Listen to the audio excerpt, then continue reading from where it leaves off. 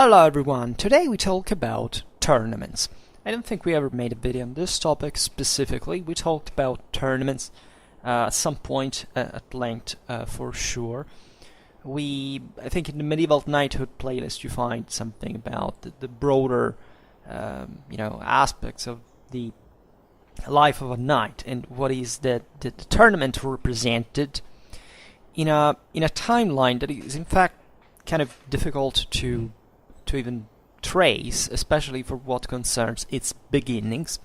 Today we will try to discuss, not specifically this maybe, but trying to frame a bit the tournament in its own political and social, besides just military, of course, raison d'être, and everything is, this is about warfare in a way, so it's not a side way video in a sense compared to our military historical interests, but it's important to stress in a way I think first of all the sheer violence and risk and cost of this all, right? And try to understand what the tournament concretely was, what it was functional to in that world. I mean, in this sense, what is that the tournament properly responded to, at a political and social level, and also how it naturally had a very important impact in the military culture and the military practice of the time. And this is definitely not going to be our last video about tournaments. We'll do a lot of them, right? I'm not particularly expert about all the details, all the nuisances. That the tournament is also a bit the field in which heraldry starts taking kind of a more evident and articulated face, in a way, aspect. In fact, heraldry is mostly a modern era science, right? It doesn't pertain quite to the Middle Ages, and it mostly represents, as we'll see today, a sort of exorcization, or maybe to transfer of the values, the archaic values and spirit that at a certain point, especially the late Middle Ages and the beginning of the modern age, were somewhat dying in the technicality of warfare, in a way. And as I was saying before, it's difficult to talk specifically about the beginning of the tournament. Today we will look chiefly at its heyday, right? Between the 12th and 16th century. That are definitely a moment in which in European warfare cavalry dominated properly, right? Many of you will say, but already from the late Middle Ages cavalry was declining in a way. Yes and no, right? We discussed this in it is true that the ratio of strength cavalry and infantry had a kind of sinusoidal trend over this time, but it's important also to be very concrete about this relation, because many people assume there was a kind of a progressive or positive improvement of infantry throughout all these, especially later centuries of the Middle Ages, and that cavalry had lost, in a way, the lead in this regard. But this is not really true. Also, there is properly a moment in which, that is the first half of the 14th century, which there's properly a great rise of infantry that falls suddenly because of the crisis of the mid 14th century, and infantry will regain its true, space and even upper hand only from the rise of the Swiss model that will remain. We're talking about essentially the mid 15th century, and what the Swiss did before has basically nothing to do with that, right? They participated, of course, to the victories of the early 14th century, but not in the way that the mid 15th century, made it like to stay eventually over time. The cavalry, shrinks essentially up to the mid 16th century, and eventually it expands once again. So, and here we also have to be careful about what the concrete ratio was. And in the Middle Ages, especially in the late Middle Ages, actually, the nobiliar elite and what we call also the knightly elite at least at the levels of what the culture these people were soaked in. Doesn't matter whether it came from a feudal or patrician context, right? They all were fundamentally elite on a chivalric base. And we will have to discuss it somewhere else, though, because it's fairly, complex, at least as a picture. But essentially, with the mid-14th century, we've seen it many times, the nobility becomes hegemonic in society once again. It's when properly the Ancien Regime, as an uncontested and unparalleled system, consolidates, because up to in the previous centuries, it's been a bourgeoisie, a middle class, even certain peasantry realities that had coexisted. That is, even in the 13th century, at the peak of feudalism, cavalry surely dominated the battlefields of Western Europe, but it didn't. It couldn't stamp the rise of other realities so much. In fact, as we've seen in the 14th century, these will break free in a way, with not many consequences, though, because as we were saying, that the nobility took over once again in a couple of generations. So we can't even explain this specifically. But if we look between the 12th and the 16th century, we observe, also for documentary reasons, naturally, much better, the knightly development, the chivalric development than ever before. So this is also a trick, because we don't exactly know what it was like before. At least we know it from other data, from other sources. But we don't know the technicalities, for example, of these games, of these war games, that actually the feudal elite, or however, whatever you want to call it, the one that came before what we call as feudalism, sometimes, I wouldn't say anachronistically, but not so, we shouldn't think of it so rigidly, as you understand, had always existed, right? We observed, though, in this century, between the 12th and the 16th, clearly that knighthood disposed largely of this instrument with which it confronted essentially within it themselves, right? And also outside of this class, we could call it military class specifically, at the outside. And this is objectively the tournament. So the tournament, the tournement, right, is a word that comes from Old French and is, in fact, as you understand, etymologically quite likely connected to the idea of turning around, right, because of the, back and forth. That is exactly the same thing that happened in open field, in pitched battles, and generally speaking, with cavalry warfare in a nutshell, so that the tournament properly wasn't even anything different, as we will see now, especially at the beginning, really, with warfare, right? We have the romanticized idea of late medieval and even early modern era of what a tournament fundamentally is, with the lists, with all these highly codified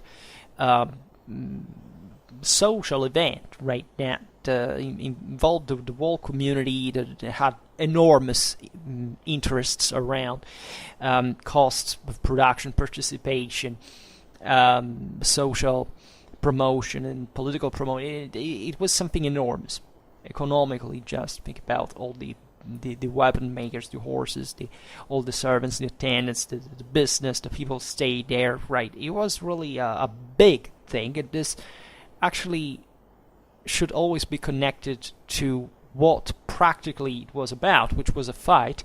And so think about the weight of all these expanses properly in the moment in which the lance struck over the enemy of the knight, hopefully for him shield, right? And in that impact, there is in many ways, just like in warfare, all the cost of a world behind.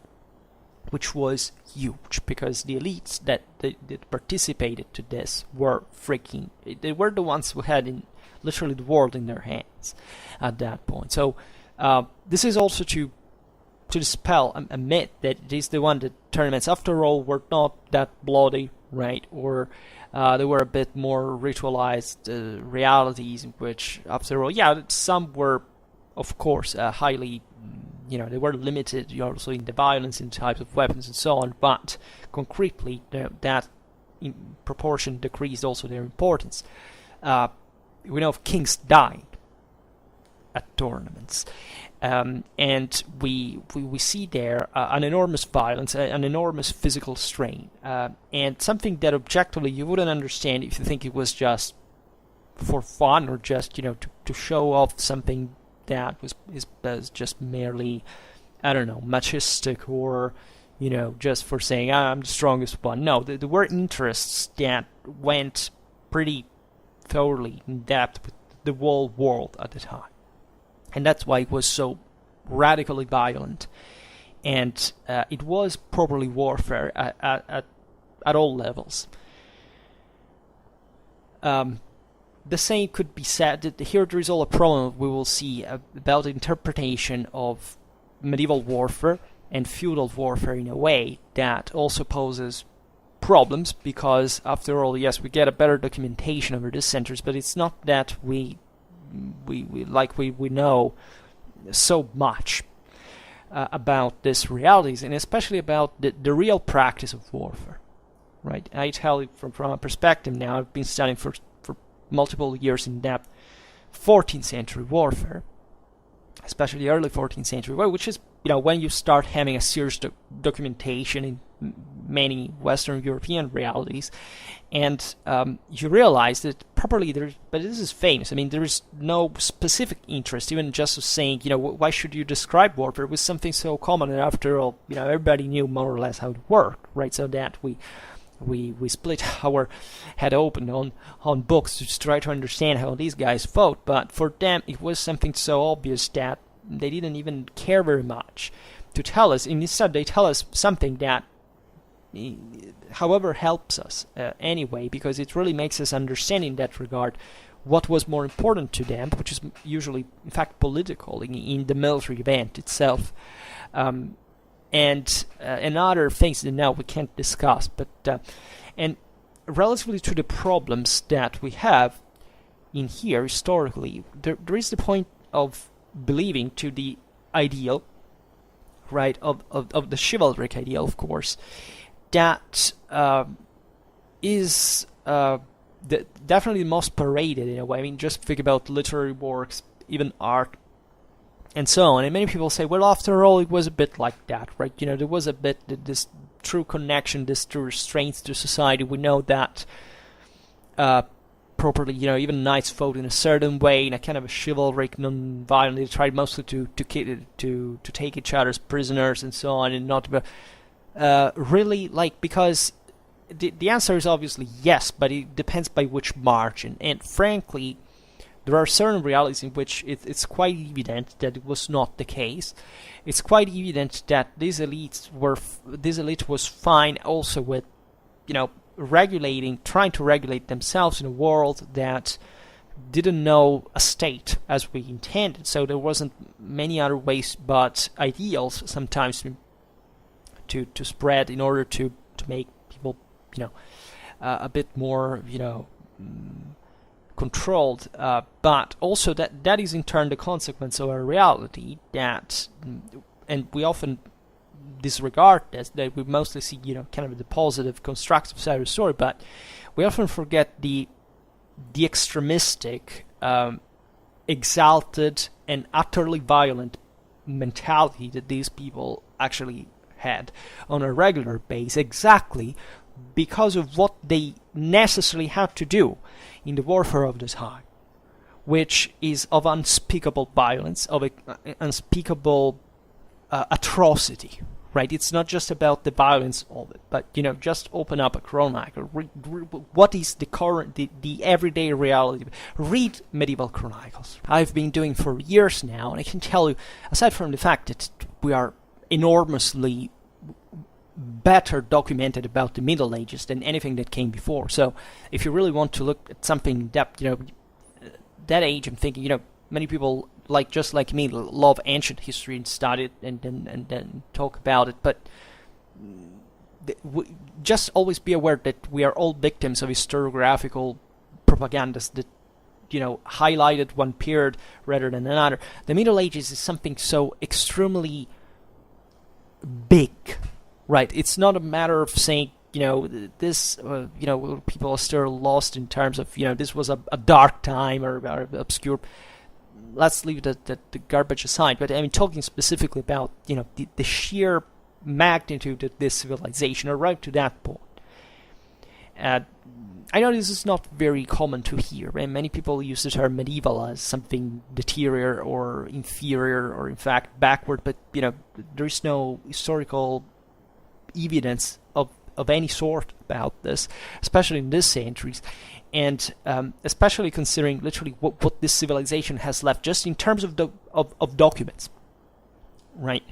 And never think that a chronicle is inventing stuff, right? If it's a guy that has never left his monastery or is writing just for a specific, ideological thing for a princely propaganda is a thing. But look at what we fortunately have overwhelmingly in Western Europe.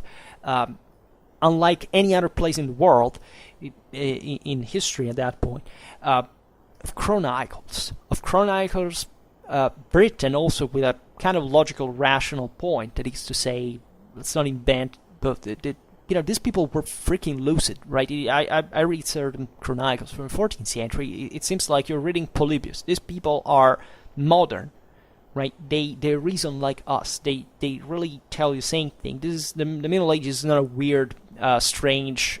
It's all logical, and it's all logical, especially when you try to really understand what's the dynamic behind that. It's not about funny names or how these people call themselves at the time, or the fact that they believed both in Christianity and in astrology at the same level, or that, I don't know, they had strange other ideal beliefs they believed in, but it's all contextual. And when you study especially brutally in politics, warfare in society, you realize that there is an iron logic in all this. That is something, for example, that at a popular level we're absolutely devoid today of, compared to medieval time. I mean, medieval people understood way better their own world than we understand our own today. For not talking, of course, about the Middle Ages themselves. Bit of rant to sponsor my. I can't say my favorite era, but the one that I know best, if anything, because I work with it. But I don't have an ideological point to make. It's really just know that most of this stuff is it's open source, it's digitalized. Everybody can read it, right? In this centuries, there's also vernacular coming out. So if I presume it's fairly easy for any European or European speaker, language speaker, to read at those vernaculars and say, okay, well, I recognize my own thing here, right? Different degrees, but still, in fact, with something that the Middle Ages really open your mind also about what modern Europe and the modern world is about, generally speaking, because there are certain things that began there that cannot be, put into relativistic terms, right? It really shows you where certain things were born and why, and with which background, and you can immediately understand certain characters, associate certain beliefs, certain identities, even that are very meaningful for today's world. So my point is that this thing was way less, let's say, sterile. I don't know how to say even that, but way less unregulated compared to warfare than we think, right? That is to say that the tournament, this is the opinion that I formed over time, was specifically probably even more directly risky of warfare in a way, right? Because I don't know if you have physically speaking, an idea of the forces that are involved, of hundreds and hundreds of kilos of horse, man, armor altogether. Armor didn't really weigh that much, but here we're talking about the big beasts, like, I don't know, think about the stallions. They usually were, I mean, they were employed also in open field, but they with a very limited employment, actually. The knights mostly preferred runners, right? Naturally, cavalry, especially in these centuries, also in the field, gets heavier and heavier. So also the mounts were, but properly where you could find the larger beasts, this was the tournament, because after all, it was just a few meters where these guys could, these horses could really bring that immediate acceleration they could achieve, which was naturally slower than the other horses, but they could shift this hundreds and hundreds of kilos and smashing. And the charge, we're talking something like between 40 and 45 kilometers per hour. Now, I don't know, I say it because I like motorcycling, so when you think 40, 45 kilometers, it's not much. Go 40 kilometers per hour with a motorcycle and think not to impact just something that stands still in front of you, like a pointy lance, right? Think about impacting something that is as weighty as you would come in the other direction at the same speed. Then when you picture what it actually means, you realize these guys were nuts. Yes, they were nuts, because if you weren't nuts in a way, if you weren't brutalized and abused and destroyed and recomposed, mentally speaking, in your adolescence, you objectively couldn't be a knight, right? Because what these people did, once again, in everyday life out there in the campaign, is something that if you have what we consider today a clinically normal psychological profile, objectively you cannot carry out, right? Including this, which is paradoxically also one of the least thing, because you can say, okay, well, I will go there. Of course, it requires all the technique also of the wall, how to remain steady, pointing the legs and so on. The thing also becomes ever more demanding in a way, that tournament armor also is developed specifically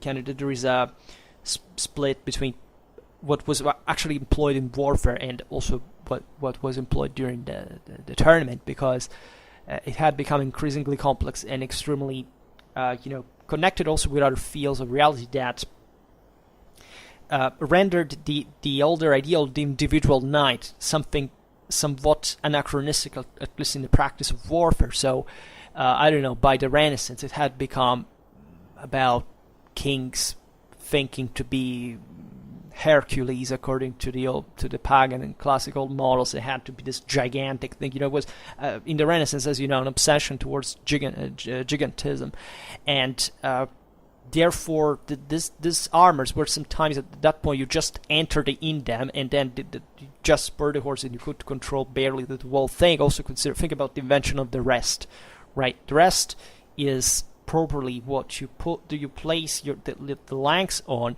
when it's lodging, because you literally can't, the length has become so heavy that you can't hold it with an arm anymore. And that's something that happened in part also naturally in warfare, but we know that there were also a lot of systems of protection there added specifically for the tournament, because it was something extremely risky. As we were saying before, people risked kill each other, kings died with horrible accidents, with splints, but what all you can imagine can go wrong after all, and that is just a tournament, by the way. But the sheer mechanics, of the forces and the forces involved is something astonishing, right? That you would say, I would never do that. Yeah, well, why would you do it? Well, the answer at the time, because there was an enormous push from the whole society behind you, and the the problem as a knight and as a ever more important person, because eventually, right, it's not that by the 15th century on average no one could participate to this stuff.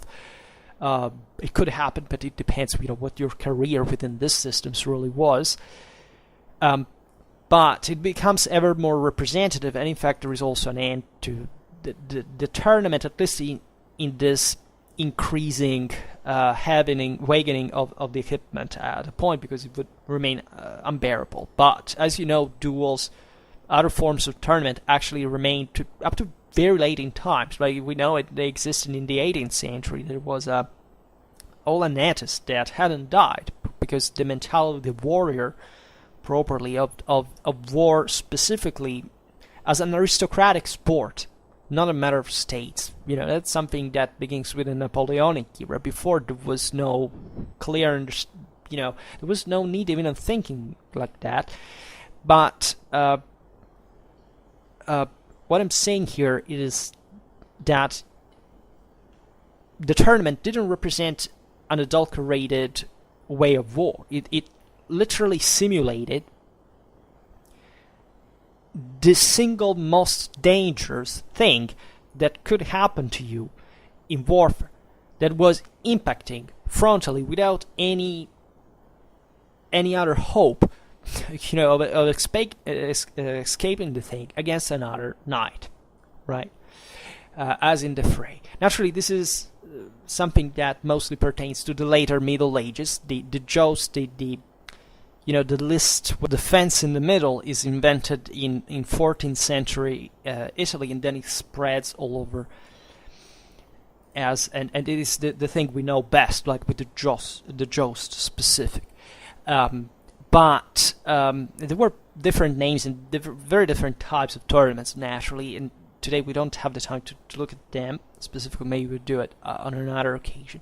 Before this, it was basically the same thing in terms of actual danger. That is to say, there were real battles, right? You think a tournament is, a 13th century, 12th century tournament is like, okay, but it wasn't like war, right? No. Like, it was literally a battle fought in the same identical manner. Like, there was, and here's the problem, because we're always talking about moral forces studying von Clausewitz. It's not that the movers, the reasons, the motivations of these tournaments were different from the ones of war, because they were literally the same, right? So these people normally also died, right? During a tournament, it was normal. Someone would die.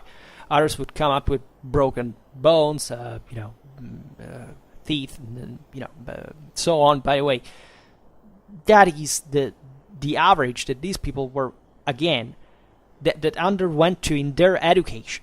When I talk about abuses, violences of every sort, psychophysical, we're talking at every level. We're talking about literally what happened when you went through becoming what it took to be a knight, because there was no other way. I mean, how can you go out there and say, okay, I will be killed, or I will be destroyed, smashed by all this stuff on a regular basis for the rest of my life, right?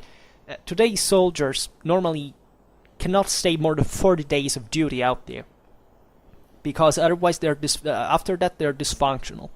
You have all those days of combat, because aside from mental sanity and all this stuff, there is properly you have given that much, right? You're exhausted. These people, of course, fought in different contexts, and also the problem of post-traumatic disorders is debatable in the measure of which objectively people were habituated to violence. It is true in a way, but the toll here was very high as well.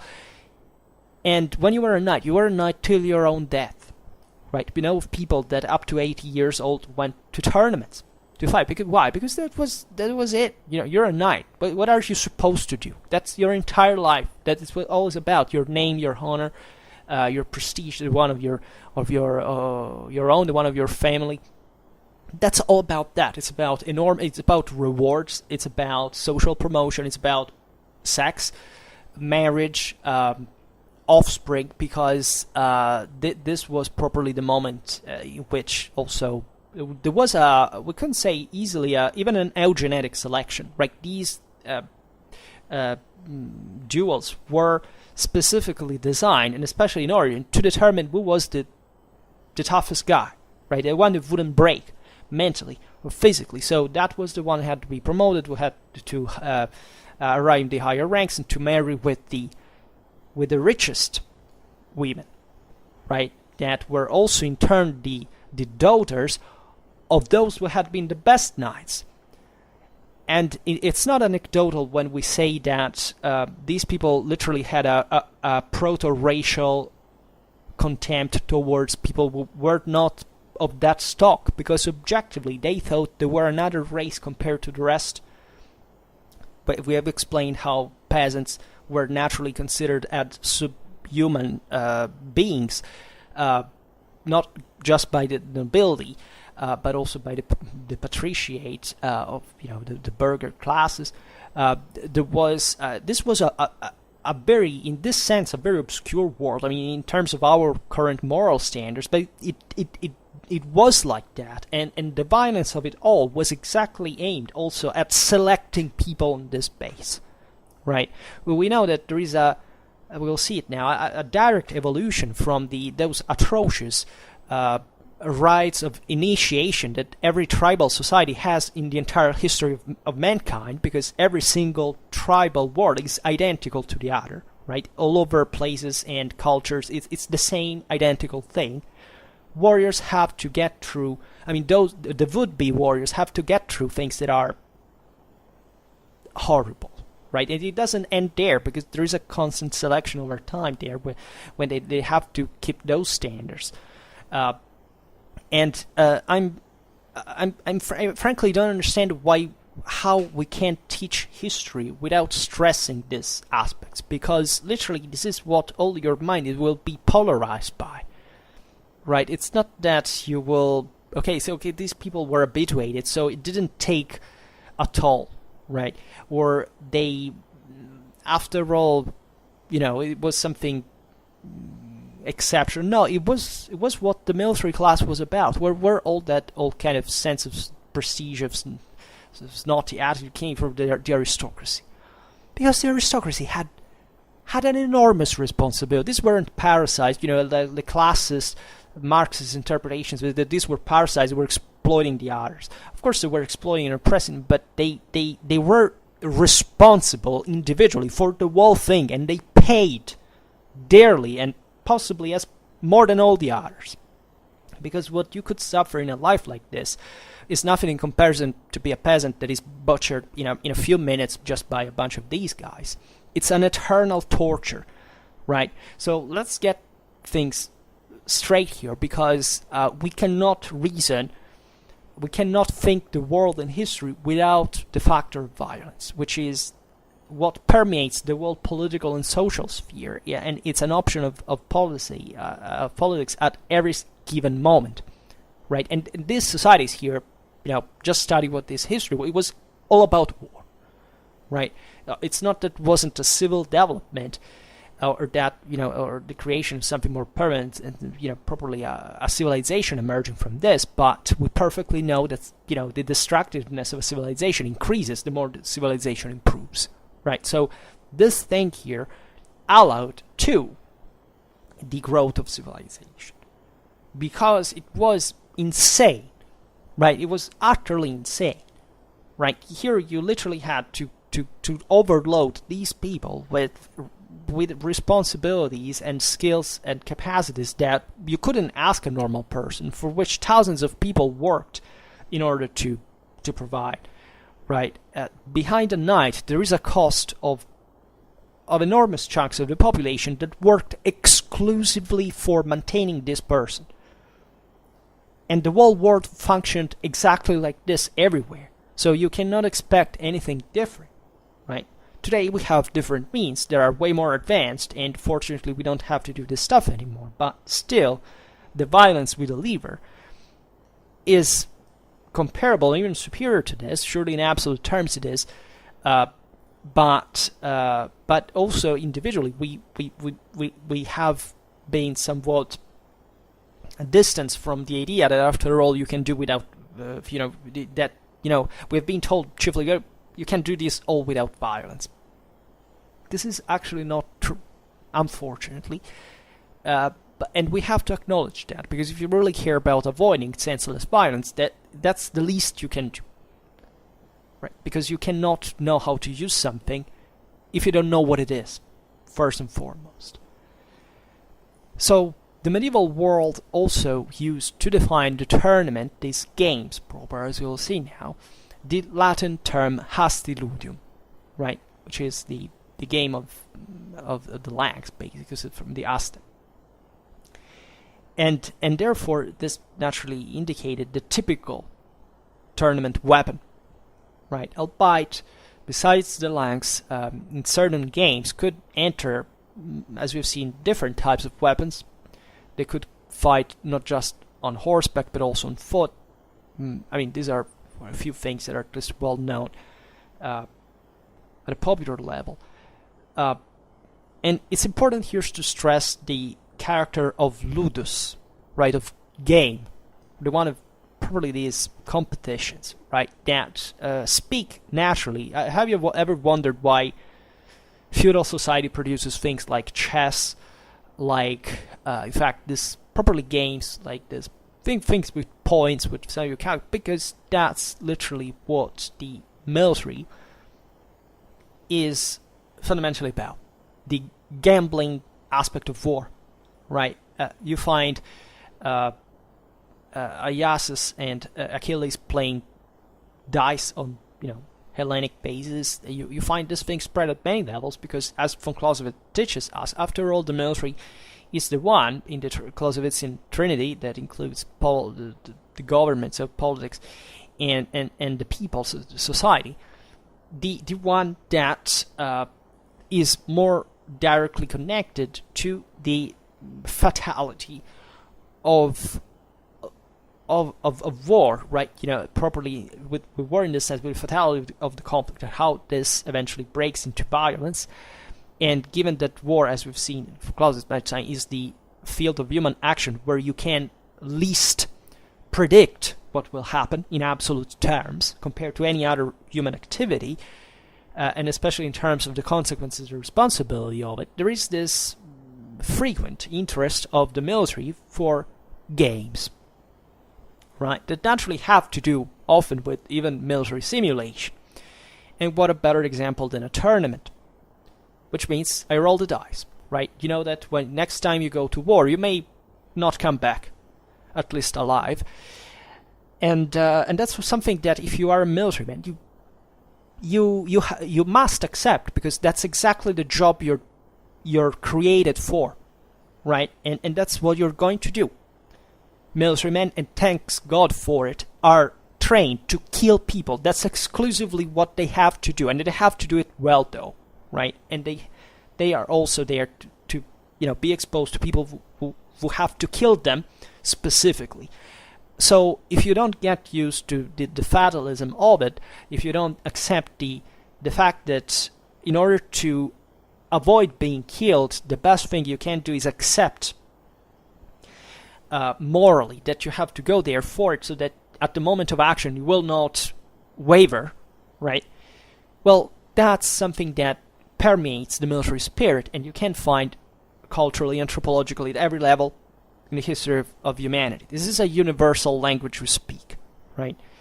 And the tournament was exactly this, right? And specifically, as we will see now, the Western tournaments are something very cultural, very symbolic in a way, but they existed in different forms everywhere in the world. Feudal societies specifically are naturally more imbued with this kind of reality, because in there, basically the military class coincides perfectly at most levels with the political class, right? They're not so different. So with the modern state, it's different instead. Also, we should stress here the fact that the tournament is properly a game, like that, rather than a play, of course, right? They weren't playing; they were gaining which in English is an important linguistical distinction. Here in the game there is the properly the strife, the rivalry, the bet, the gamble, the contest, right, that were deeply connected with the game of arms, in this simulating reality that, for example, created a closed field, right? That the fact that at least over time that there was ever stricter regulation and simulation, also because the game was ever more dangerous in this regard. So you had to be very careful about whatever could happen, right? You can't think of a Renaissance king to be fighting in a context where, you know, he can't just fall into a ditch like, you know, 13th century even king could do, where he was playing tournaments out there in the countryside, destroying in the process, by the way, all the peasant property, and doing the same exact things like, you know, slaughtering, raping, burning, with just for fun. Because I repeat it, these people were twisted, right? We're not talking about psychologically healthy people for modern standards. They were functional to that world, but there's something extremely different from what we ever think of trying to idealize through the same chivalric model. Was trying to, you know, exactly to put a patch on this, right, and to say exactly because there's this enormous violence, we need a model to say, okay, what we shouldn't do. Also because naturally, those lands were someone's, right? It's not much because, you know, they killed someone, but because they killed someone that belonged to some other nobleman that could be triggered by that and come with its own retinue and make a mess and kill some other people. So this would create and that's how civilization tries to mitigate the thing, because naturally says, whoa, wait, you know, let's wait before we do something so devastating. Let's try to put some restrictions to this and let's try to do it in a more regulated way. But the passions, the hatred, the rivalry, the interests, the talking about enormous amount of money were there. What would you go to break your backbone for, after all? Right? The people still do it today, you know, with races and all this. Yeah, that's exactly the same thing, and that's what these people had fun with. There is naturally also all the compartment of training, right? That is to say, these guys fought in a way that was seen by everybody.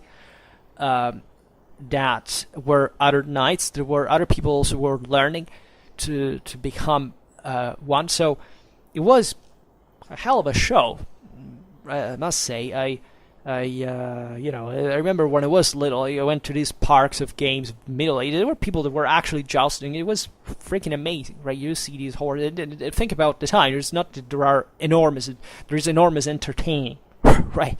So this stuff was literally one of the most. Think that these guys are literally the greatest force that exists out there.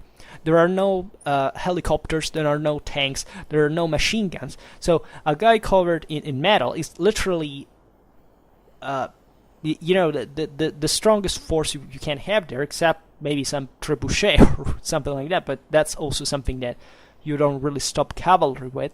So it's a bit. They're really the first element. In that regard, this brings to the limitation of the lists, for example, and that's where properly the tournament gets differentiated from an open field battle. Naturally, battles were also, can say similar in a way, because pitched battles are fairly rare after all, and technically the pitched battle had to replicate, as we have seen in many famous, like, you know, properly the tournament, I mean, or better, the in this sense exactly the purest, doctrinally speaking, the purest form of chivalric warfare, equestrian warfare that you can find.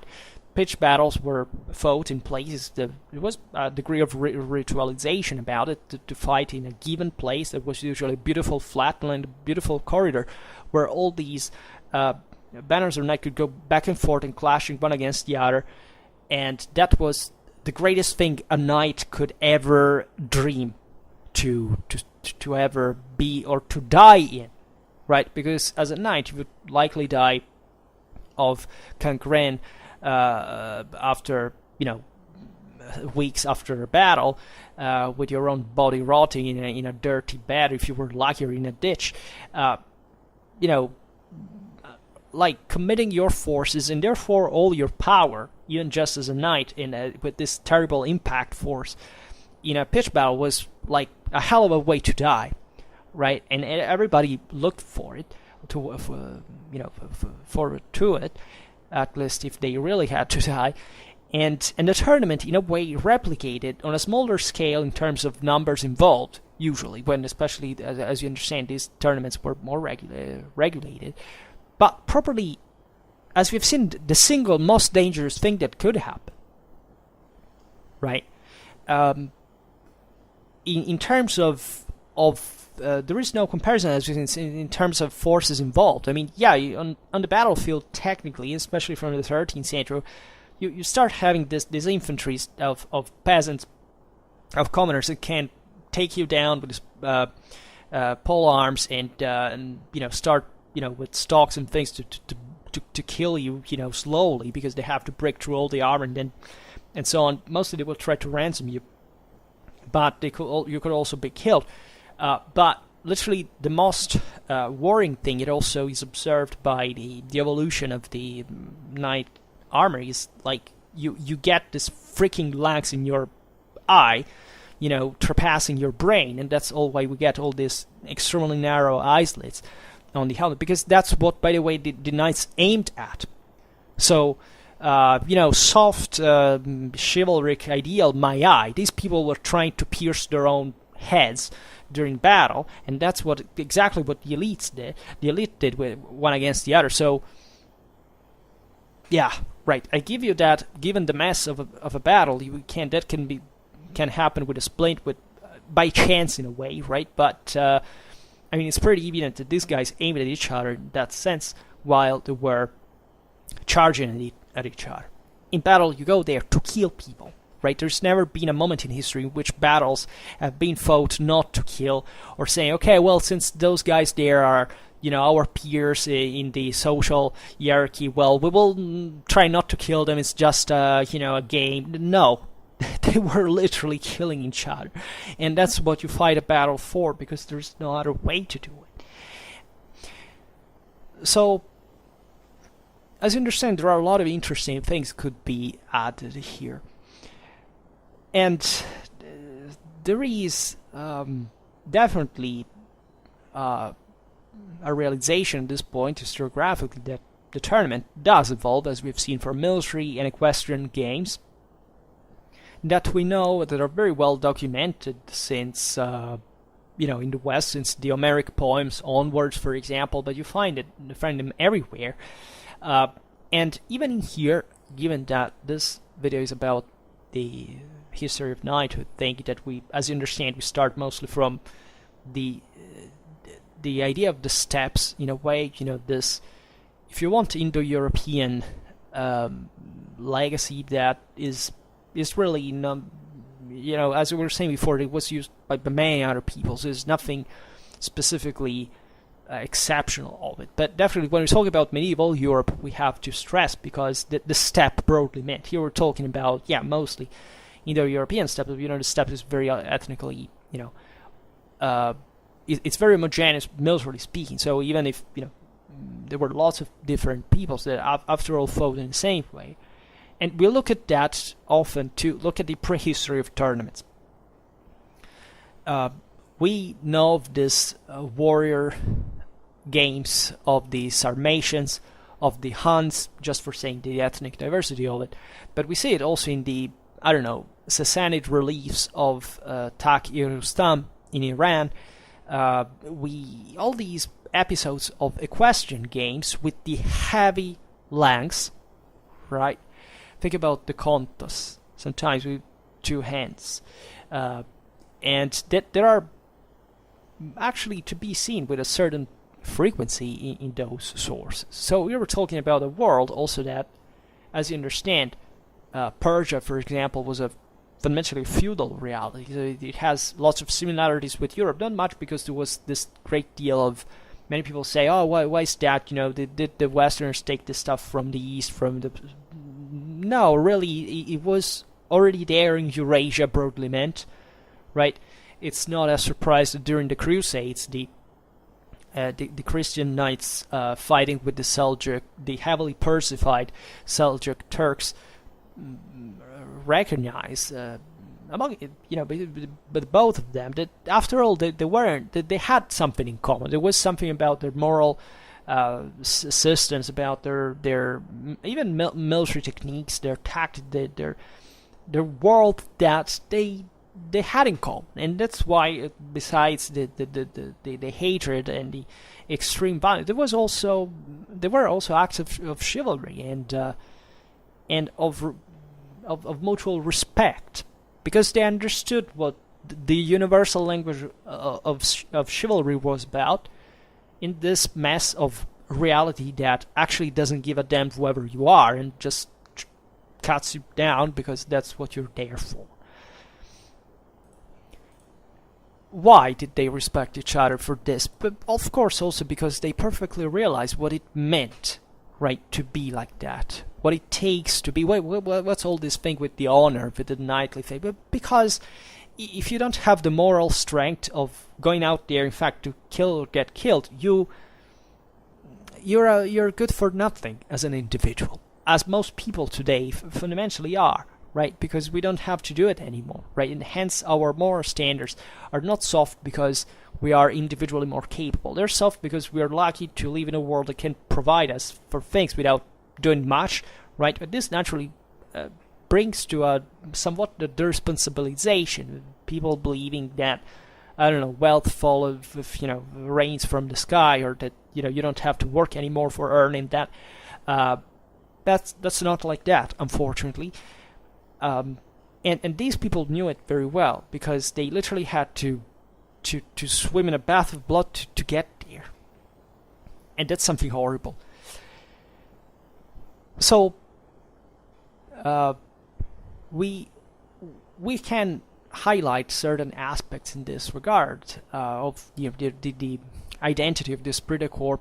For example, the strict solidarity.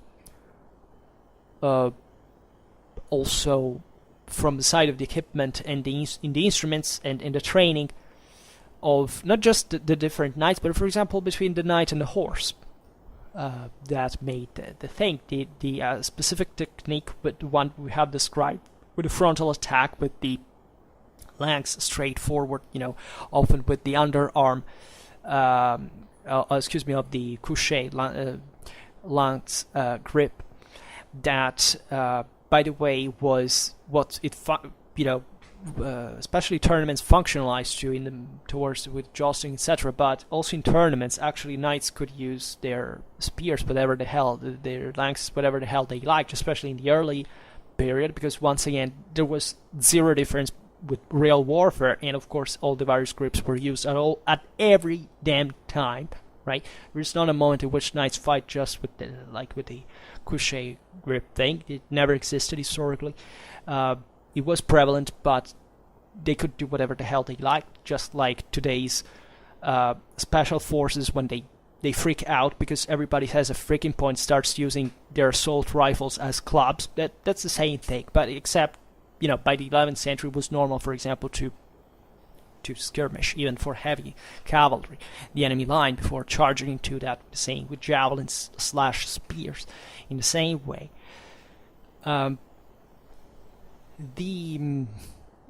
So as and this back and forth, which is often overlooked, but which represents the properly how also in battles were fought. They used to say that even animals do. To tell it all, I remember it with my cat. He does the same exact thing. Right? He fights with me, then he goes away. He turns around and recharges. Well, that's exactly what a knight does, right? And the point here is that literally in battle it was like that. It was a charge after charge in which the formations tested each other like that, and they also stopped, I mean, between a charge and another, because it was exhausting, as you imagine. And it went on like this, and also with acts of bravery, and if not of recklessness, of individual knights, especially the ones of good hopes, like, the young ones, those who had just been dubbed often on the field, as it happened before battles, to prove all the others that they were cool, right? Believe it or not, actually during battle themselves, knights play this, right? Very often, especially the new knighted, guys, the squad, fought in front of those lines that were still not committed in battle, because battles lasted hours, so they spent time like this, so also to get in sympathy with the others, while the others were watching them. So think that this was of course a highly judgmental society, exactly because you had to prove you were fit for it, right? It's not that everybody made it. There were people who were weak, they couldn't. They failed. So it was a way to test that what it was. That's why also you were pushed to do it, why you were going there for it, even if it was an extremely risky thing, because once again, your future success depended on it, right? Doesn't matter, you could remain paralyzed because of it, but if it wasn't true that you couldn't make it, right? There was always the risk, but that's exactly what society wanted to test you about. You were there to prove to know how to risk your life. So mitigated, ritualized being my eyes. You went, as we were saying before, basically summing up, it's like clashing against something at 80 kilometers per hour.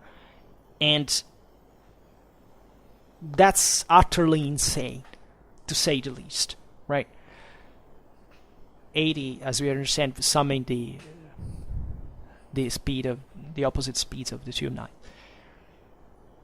If not more, by the way, because also cavalry charges were never quite, they tended at least not to be ever full gallop, especially this time, not just because of the fatigue and so on, but specifically to maintain the formation. So it's actually possible that during tournaments there was even more acceleration, because after all, during the joust, because they were 1 versus 1, so that they didn't have to maintain information, just to run in parallel to the fence. So this could be even worse technically, and it had to be. Once again, this had to replicate how far you could go with your recklessness, and how much you were therefore driven mentally to do it. Once again, in Clausewitzian terms, moral force is prevailing. Is it technique? Not as much as, you don't spur your horse enough for going there, right? You could be perfect technically, you can point the lines beautifully, but if you don't impact at that freaking damn speed, you're going to be unhorsed, right? And that's the real problem in all this, that you have to be that determined just for not avoiding the thing. You have to bring the thing to the extreme, to the physical extreme that this is possibly conceived for, right? So, even just technically speaking of the couche locks and so on, one could say, well, but you see, then before the 11th and the 12th century, when we start having this tournaments better at least documented, this hastiludia documented, the thing didn't quite, cavalry didn't quite fight like that. Well, I disagree with that. There was always probably some form of this. It's just that it wasn't so properly regulated, but also it's not that we have this dramatic iconography about it that we can drive saying, this is a realistic depiction of how these guys fought like. We mostly don't know it exactly before these centuries, but the thing began before. Also, the military class, as you know, is mostly born in the way we intend knighthood in around the 10th century, right? It basically existed already before, because since Carolingian times it was already this development in that direction. It was a very slow thing after all, but in the nature of the duel, what's so strange of two knights that actually run against each other? Even in a primitive context, right? It was there. We know it, even if it's not so massively documented. I repeat it, not in the classical sense of the joust and the list, no, but still with capacities that, especially at an individual level, could even be greater sometimes, right? It's, I don't know, a Germanic knight let's call it knight of the 6th century, of course, had certain abilities that a 15th century knight had lost in a way. Right, the latter were absolutely best in collective formation. The first guys were at the individual level were amazing, but together not so much compared to the later ones. And that's also why, in fact, it's the history of warfare that brings this thing down. I mean, of course, during the Renaissance, there's an ever larger scale of warfare that was ever less the individual that counts.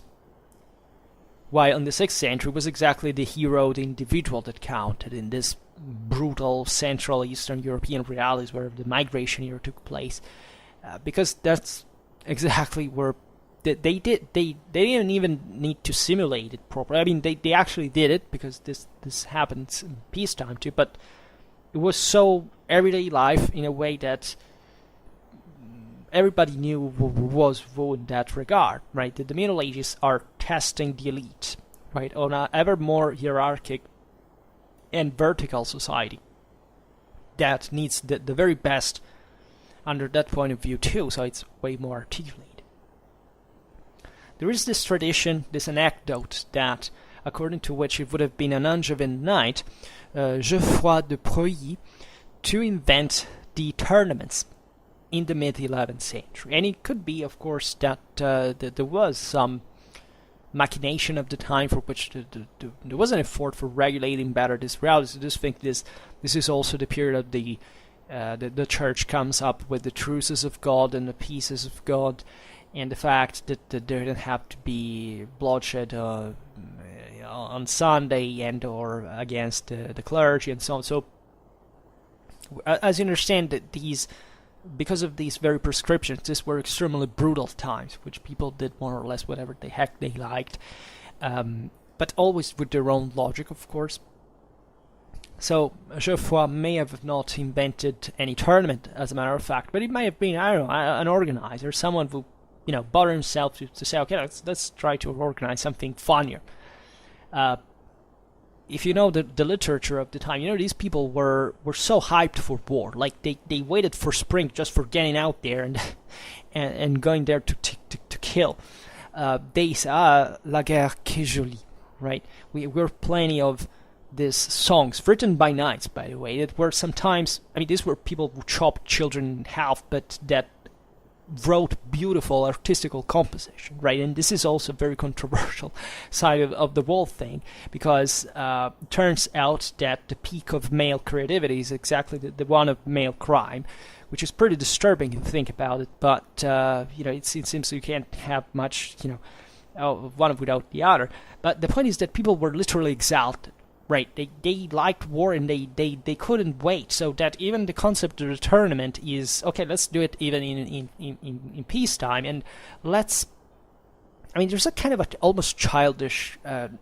You remember when you're a kid, you want to make experiments, do new stuff, with games, and see how this physical reality works. These people were doing a bit that, because first of all, their whole gossip was fundamentally about war.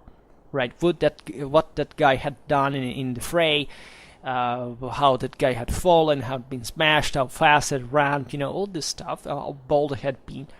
So there was almost a scientific interest in saying, okay, let's simulate this stuff in a kind of more aseptic environment, and see what happens.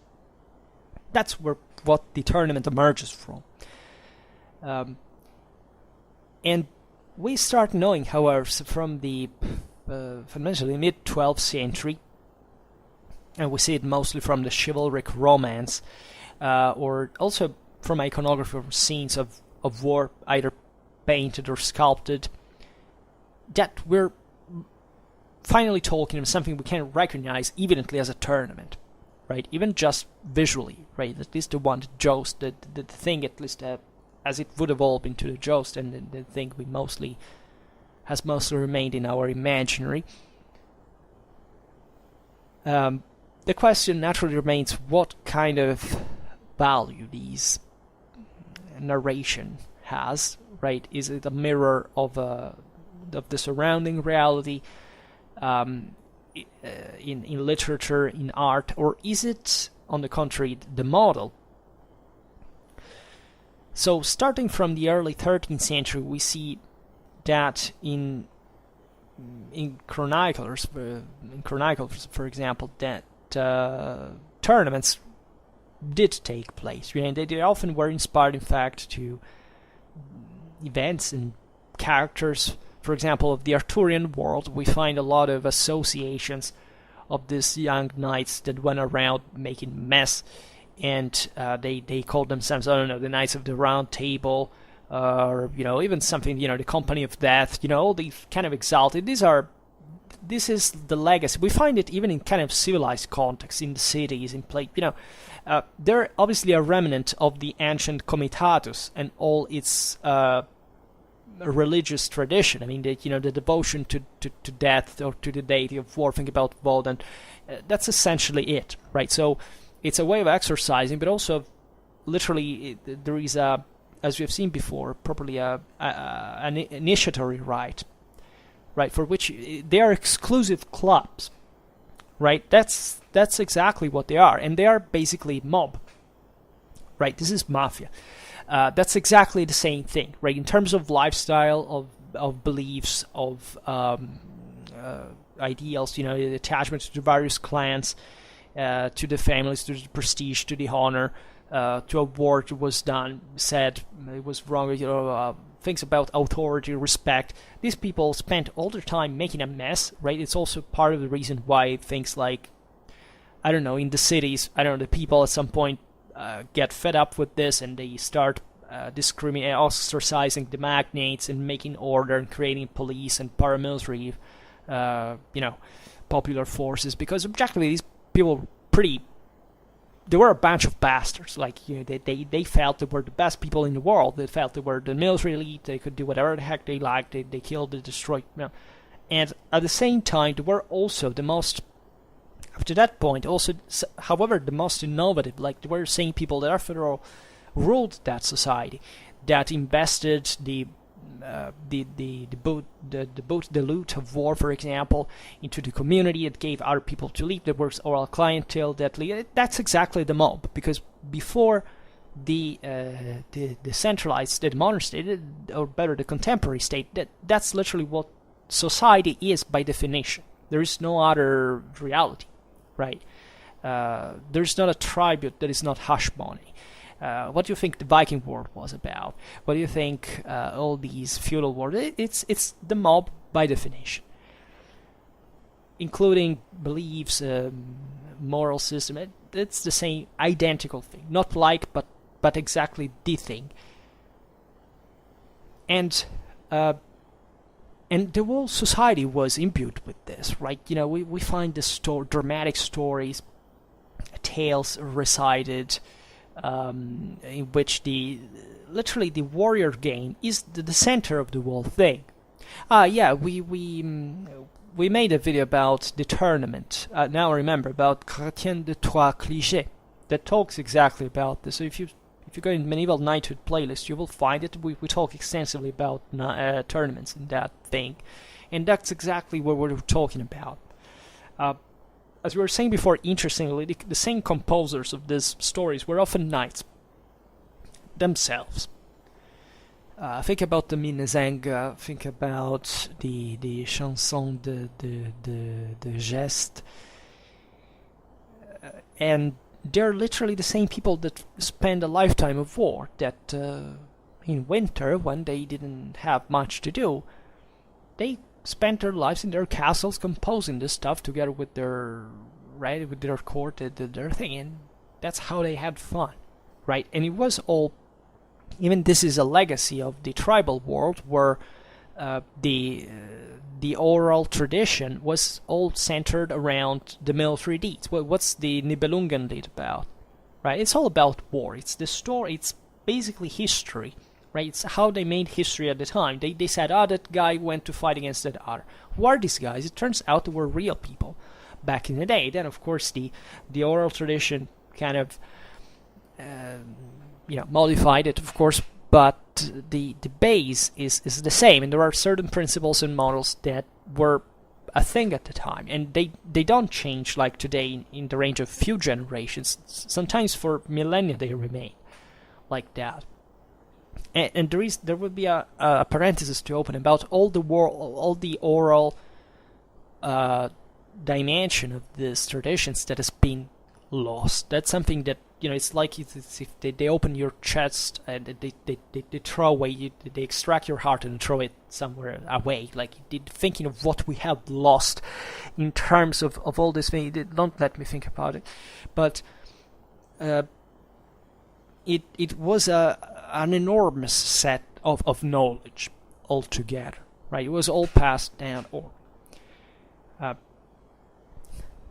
So we see that naturally during tournaments, also these songs, these stories had their own place, and they contributed to organize the same game.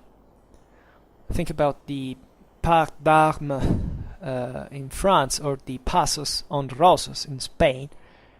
So these themed tournaments that were a true and proper form of spectacle, of entertainment.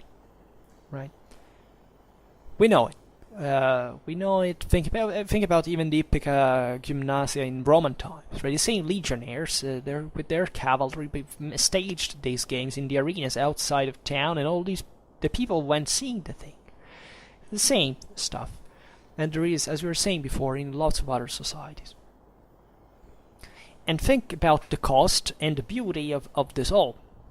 Right, every the heavy armor, the surcoats, the painted shields, the high crests, the tall crests, all colored. This is something very important to remember, that there is hardly something more colorful than just a medieval tournament, properly a medieval battle. The colors here, I think somewhere else we talked about this, but they had a dramatic psychological impact and function, right? These people were not colored or stylizing their symbols. That at this time, as we've seen with heraldry, as far as heraldry concerned, was still very primitive, and all the symbols here they were eventually, pagan, kind of naturalistic in background, right? There was a totemic, let's say, nature in it. So all the colors were also thoughtfully. And we know it. This psychology tells us that depending on what you wear, in terms of colors, you do behave in a different way. If you wear in blue, you tend to be more contained, more serious. If you wear red, you are kind of more heated and energetic. We do know this. So this corresponded naturally also to certain characters, to certain identities that sometimes were attached to single houses, to certain clans that really had, because of the history of their family, a specific nature, a specific character. Think about the mottos, think about this. There was a great sense of belonging. Once again, as we were saying before, in the absence of a state. So these people didn't identify themselves if they were French or English or whatever. They identified themselves if they were of that clan, of that family, that lineage. And that for them was everything. Everything.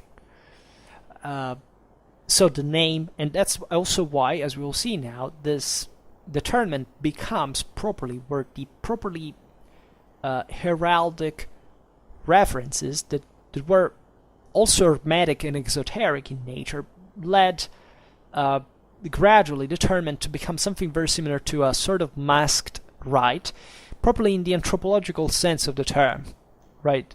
Not as a simple carnival, but literally as if the spirit of the night lived in its own emblem. This is a very interesting topic that has been discussed, for example, by Kantorowicz also in the King's Two Bodies, that arrives in the sense at the height. That's mostly a French-English thing, where, not surprisingly, as the areas in England and France were the most tournament, at least the idea of classical tournament that we have of it were most developed, because feudalism was originally more developed in there. Other areas in Europe would have also their own. Of course, they all spread it pretty homogeneously all over Europe, but eventually towards the late Middle Ages there were also, more structural differences that developed different types of tournament that also were imitated in the rest of Europe, but that were, there were certain centers that were more famous than others, right? We'll see it maybe later too. For tournament, even for things like horse breeding or armor production, right? They were all connected sometimes to this florid tournament market, because people made a freaking fortune with hosting tournaments. You have to imagine subcontracting entrepreneurs. Literally, tournaments were a big thing, even for monarchies, for kings. It was particularly important. But what I would like to stress here is that the tournament helps to together with war in a way, to define better the emblem, its symbolism, its prestige in the society. So to fix also these families through the selection of the tournament itself, with the role in society will become ever more permanent and therefore ever more codified as we know it, in fact, in later times, both in heraldry and in the same regulations of tournaments and so on.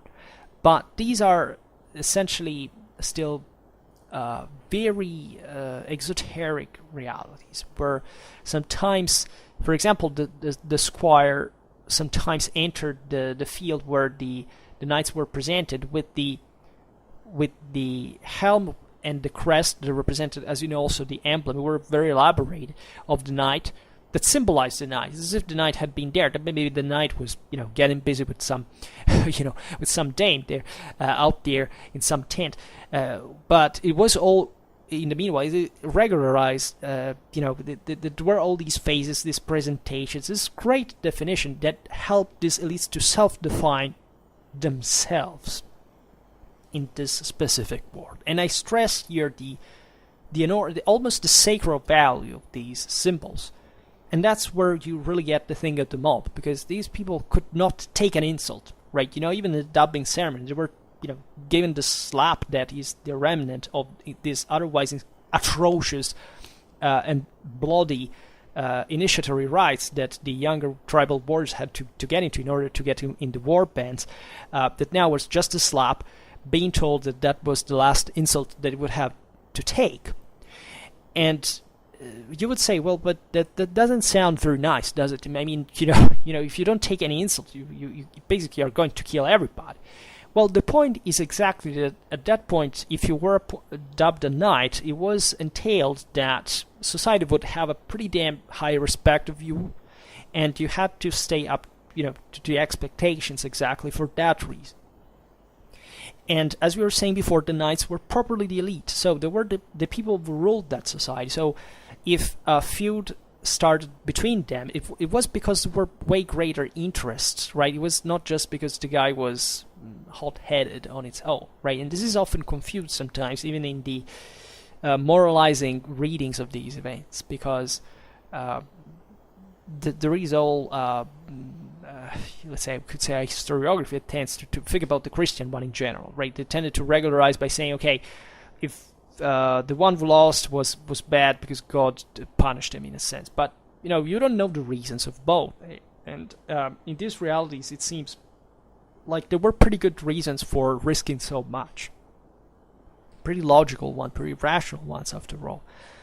And we do know it was like that. So never think of this as like a chaotic or anarchic reality, because after all, these were exactly people who were putting order into it, thanks to this activity, that was, imbued in them.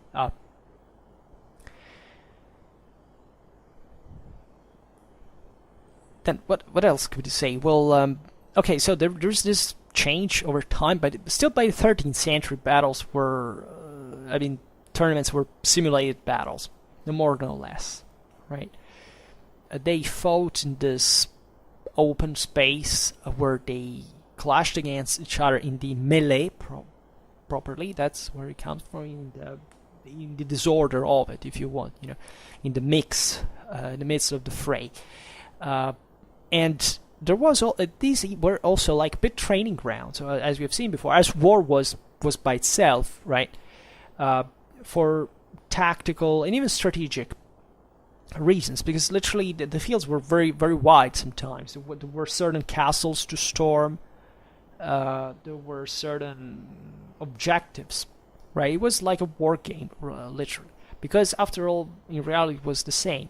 As we were saying before, the pitched battle property is fundamentally rare, so these people mostly trained themselves also properly in this realities to do what was more common, like to storm small fortresses, to run, to ravage certain stocks and so on. So they had fun like this. So the training seems to prevail also, and much on the game itself. But as we were saying before, the tournament was also linked to the ordeal, and it ended often up to be the chance also in which certain matters were regulated. As we were saying, these nights were pretty touchy, so the tournament was a pretty public area, also because it often happened in the cities, so in these points were the center of the world at the time, so if you wanted to clean an insult, to wash an offense, all this stuff, that was the right place to challenge someone to the duel, to put a stake on it, to put a bet on it, and to make it official, because there were most of the thing at the time was also oral, so everybody remembered that, and that was the way the voices spread, and the fame of a knight was confirmed, right, or debunked. So if you fought in front of all these, in front of kings, in front of unnoblemen, these knights, there were many errant knights also just did this for a lifetime, like for a living proper race, to say they went from tournament place to tournament place to leave with the prizes, out of the prizes. But naturally, there were also people that eventually could find themselves literally on the battlefield. As you know, there weren't properly borders in medieval Europe as we intend. So literally, people who fought from one side of one another during the truces, etc., they could find themselves in the same places. And after all, who could stop them? As we were saying before, there was, in the 12th century, like 40 knights marching, touring around these places together. Who could really stop them? Right? You had to take a good 100 knights to do it, and that costed. And where would you find them? Right? So if that was the case, it's because probably war was about to begin anyway. So it was the same thing. It's just they were actually fighting for it, right? So there is no boundary properly in this sense. In all of this, the church wasn't happy about it, because naturally, the tournament in itself contained violence a bit, but this is what from the tribal past of Europe was going on as this endless feud, right? That corresponded to the intrinsic instability of the system. Right, think about the older Germans that were told, that every damn time that they went to banquet that they assassinated each other, it got drunk, and it was always like that, and killing each other, and the feud, and that other the guy killed that guy, so the family got to kill him, and the others killed each other. It never ended, right? And it was objectively sometimes the only way to settle these matters. So the church wasn't happy at all about tournaments, and was sided pretty openly against. They preached the end for them, and to try to prevent their use, arriving up to forbidding the burial of those who died, which even it was frequent in these games, in consecrated earth. So you understand what this is brutal, right? This is even equating these guys to pagans fundamentally. You excommunicate them, and naturally over time the thing, we're talking about the end of the Middle Ages. The church was fundamentally fine with it in general, as long as they were institutionalized, were controlled, and so on. But at the beginning, it was a pretty disturbing thing objectively, because as we were saying before, also the local communities were ravaged sometimes in the process of the tournament. And characteristic of it, then, of course, was the spectacle of violence, the very bitter contempt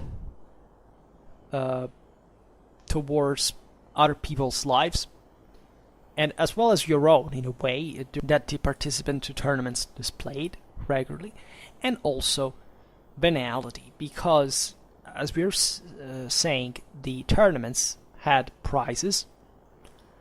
There were these professional gamers, right? Even before times of the tournaments. Think about judicial duels, right? Already in early medieval Europe, normally, especially in most civilized areas, it's not that people really fought themselves. They hired champions that made that thing for a living. And yeah, it was a risky business, but evidently it was worth it, as many other things at that point. It would seem strange to us. There was also, toward the church, the vanitas, right? The luxus and vainglory that were obstanced in these occasions. They were very secular things. And as we will see also in other terms, for example, in sexual behavior, sexual conduct. Because luxury was also at the center of all this stuff, as also from the courtly love. There are always, the ideal side of the story, as much as, the chivalric of, fight was the ideal of the thing, but reality was way, way different, right? The tournaments were the privileged place of courtly love, the fasts of which were celebrated outside matrimony, right? And were, in fact, the occasion of frequent adulteries. In fact, many stories tell us the erotic atmosphere that pervaded these parties, as they were fundamentally, as the famous case of the dame that in the evening showed herself in public covered only with the shirt covered in blood with which her lover had during the day fought in the tournament for her, which is something I was thinking about it the other day, that is to say, it's a very physical thing, right? Even symbolically speaking, here the sexual, the idea of the woman that takes on her specifically, this case the blood, but it could be the seed, right? And if you think about this thing of natural selection we were saying before, the idea is that these women were the same ones that had to breed other knights. So, the idea of a fighter, that sex was a way of just vent just all the anxiety and the violence and the physicality of this all, right? And the fact that these men were extremely, of course, they had to be properly aggressive and, kind of loaded in masculinity in a way, and so just to become the fathers of the next generation, not just of other knights, but of other knights' mothers, right? This is important. This symbology is deep, right? It's not just the, of course, these guys got busy in this chance, but it's properly about the fact of, this is a society that is selecting themselves, and it's brutal, by the way. Don't think that here these are terrible realities in which women normally got married like when they were 12 or 13, often with men that were kind of already mature. There are terrible stories about these realities, including women that basically couldn't procreate anymore because of the lesions of the, it's really heavy stuff. But in a way, also women were meant to be that tough, and this is something that we often forget, thinking that just the toughness in there corresponded just to the masculine sense, but in there women had terrible lives. These women were traumatized in a way as much as the men were for that specific task. Also, women served, they had actually a very important role in this all, as you know, just from courtly literature, also politically speaking. I mean, the women were the pride and the honor of these households, of these clans. So that's where also what the men had to be extremely proud of, and extremely, they had to deserve them, right? Tournaments, we've seen it many times, were properly a moment of social promotion, because many young knights were hoping through this selection to marry the richest women, often the widows of other knights that, as you understand, didn't kind of live for a long time. So there was also this idea of, okay, I'll take the next step, I will make the good marriage, because that will give me a lot of much more prestige and money, and also for my this is pretty well documented historically speaking, and it's also very interesting. And in fact, dames participated very much into this, right? Sometimes they were also presented. The rituals were different, but sometimes they were also presented together with the on horseback, next to the squire, and even being tied to the knight. I mean, things of this kind, it's kind of even weird at some level, but they were also what these guys were fighting for. Because let's be honest, right? What is ultimately all of this about? All this fighting, all this competition, it's for women. It's always the most obvious reality of procreation and the continuation of the species, and this was the way to breed like the next generation of elite, right? And it's not so strange in this regard that, albeit we can stress too much the kind of the genetic biological side of the story, but that objectively for these roles, I mean, even being a taller, stronger, better built person was objectively an advantage, right? These were the more primitive the war was, generally speaking. That's also what in tribal realities is so. I mean, and the more physicality has an importance. And these were wars, even at the end of the Middle Ages, in which the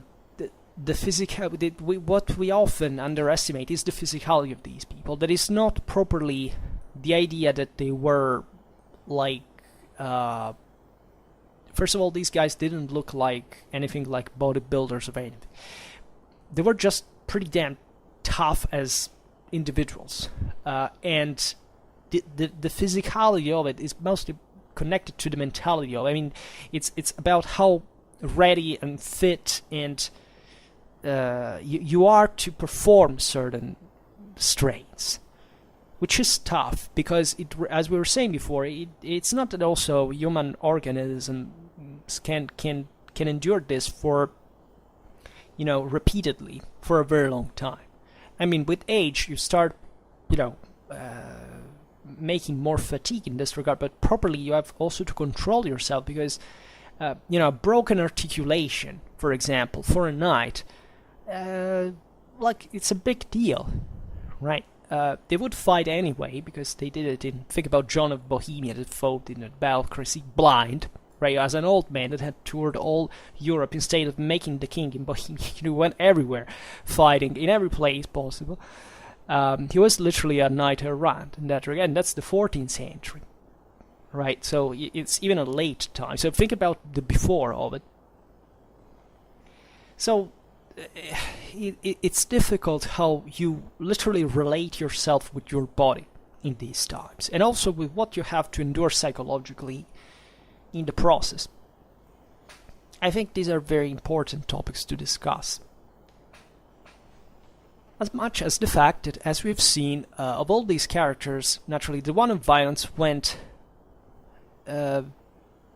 lowering over time, right? They began to distinguish, for example, from the tournaments éplaisance, so at will, at your pleasure, basically. It were kind of games of dexterity, celebrated with blunt weapons, and tournaments outrance, that were challenges with pointed and sharp weapons instead.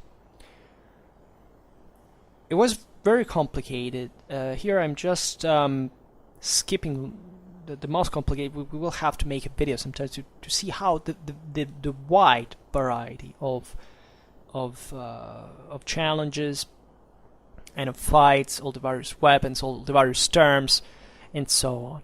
It was really diversified for also all levels of other people that wanted just to do it for money, for it was wide, and a lot of people participated to this stuff. So starting from the 15th century, over the tournament that normally was fought in squads, right, had the upper hand is at the joust, as we were saying before, in which the gamers fought in duel, right?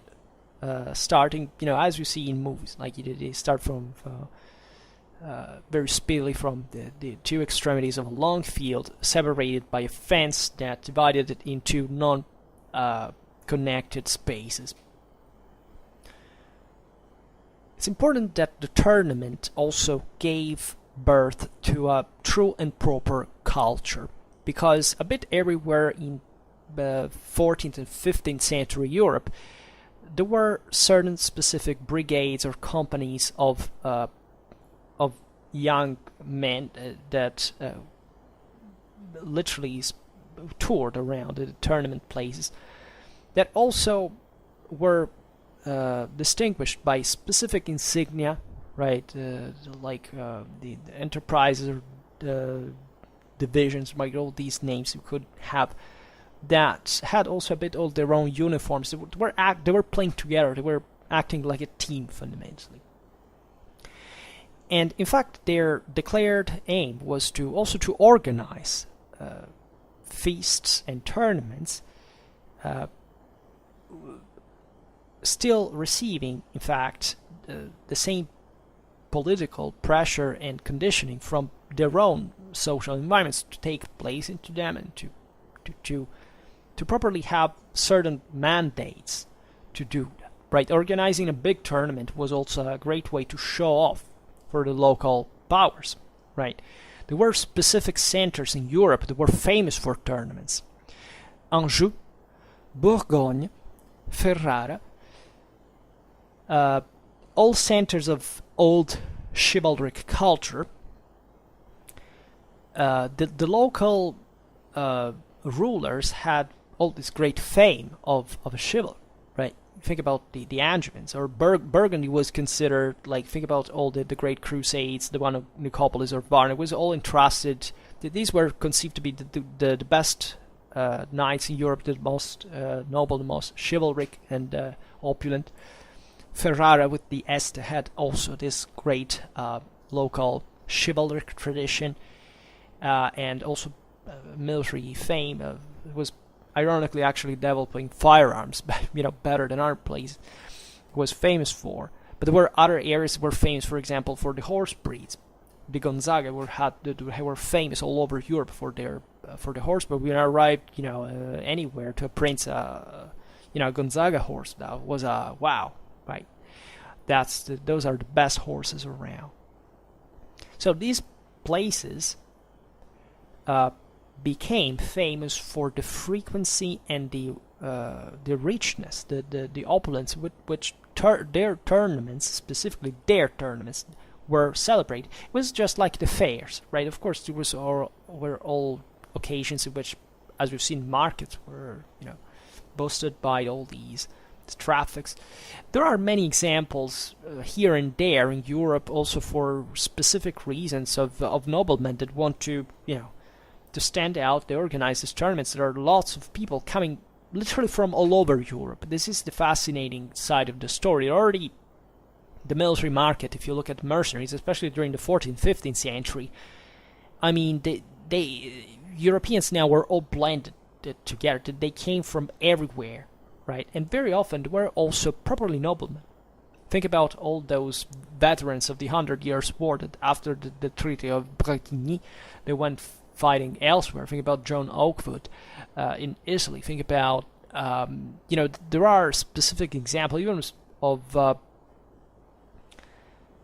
specific nationalities that took part here and there, that they moved. And mobility here is the key, because a knight that was seen in all these places would become famous, right?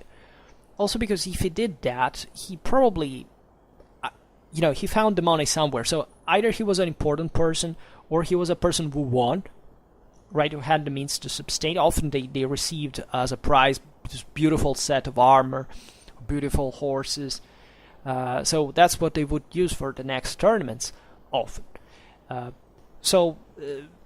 This was a way, once again, in a stateless society, to extend your net of communication. It was an advertisement for your own quality, so that it wasn't much about the tournament, but and spending a lifetime for them. But maybe a king looked at this knight and said, "Wow, this guy's freaking good. Let's hire him in our army for the next war because he's good, right?" And this guy received a commission. He could levy out a troop. He made money. He made a living. So it was always naturally for money in a way, right? And to gain a position, to, as we've seen, gain a place in society, specifically.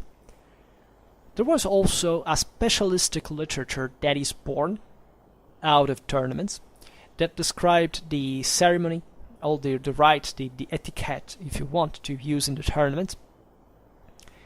There is, within this literary genre, the most famous model of the Traité de forme et de vice d'un tournoi of René d'Anjou.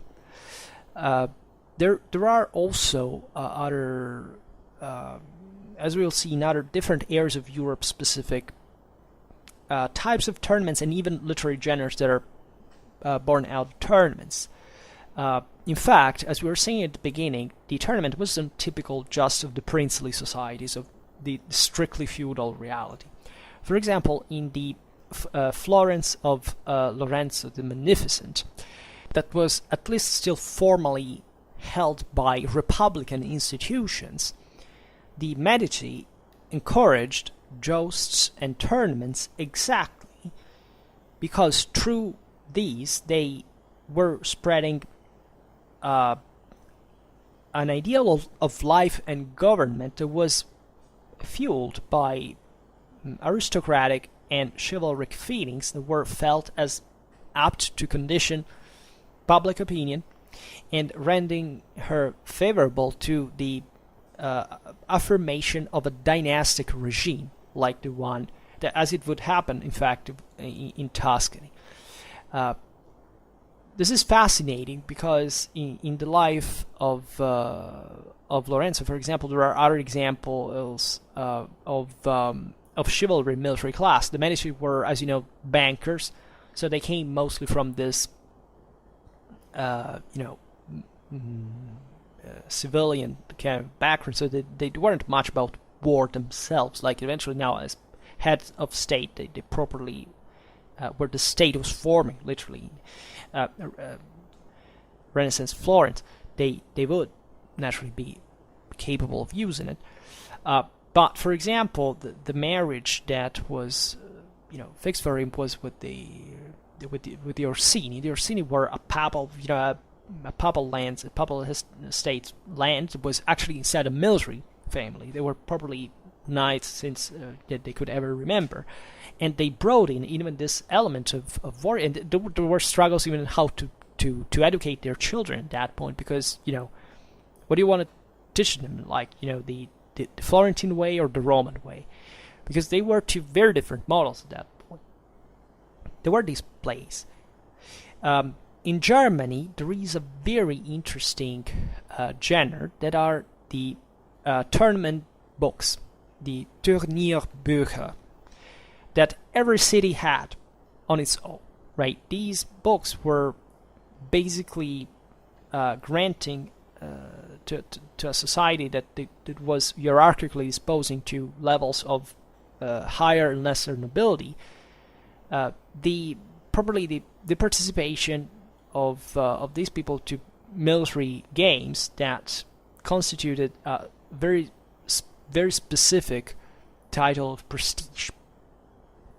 The Turnierbücher illustrated all of these clashes, if you want. They depicted all the various insignia, they celebrated them, they literally showed the scenes in which the guys were, unhorsed.